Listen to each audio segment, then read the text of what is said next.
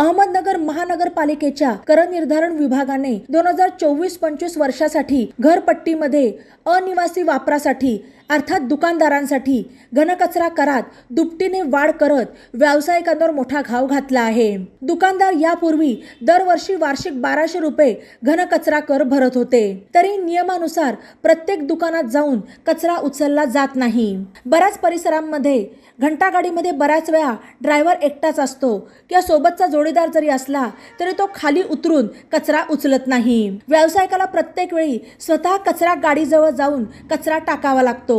तसेच कित्येक वेळा रस्ता झाडलाही जात नाही। एकतर घंटागाडी एक दिवसाआड किंवा कधी कधी तर 2-3 दिवसांनी येते। तसेच कित्येक परिसरात दुकान उघडायच्या अगोदरच घंटागाडी येऊन गेलेली असते। अशा तक्रारी कित्येक वर्षांपासून नगरकर जास्त सहनशील असल्याने सहन करत आहेत। या सहनशीलतेचा आणि आवाज न उठवण्याचा फायदा अहमदनगर महानगरपालिका घेण्याचा प्रयत्न करत आहे। घंटागाडी जर एक दिवसाआड येत असेल किंवा कधी कधी 2-3 दिवसही येत नसेल तर घनकचरा करात वाढ करण्याचा संबंधच येत नाही। पूर्वीचे प्रश्न न मिटवता कर वाढवण्याची घाई महापालिकेने न करता घंटागाडीच्या ठेकेदाराला आणि घंटागाडीवाल्या लोकांना शिस्त लावण्याकडे लक्ष द्यावे।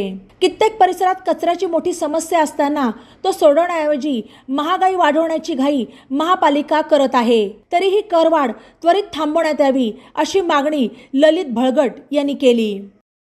बातम्यांसाठी ई नवा मराठा यूट्यूब चॅनलला सबस्क्राईब करा आणि बेल आयकॉनवर प्रेस करा।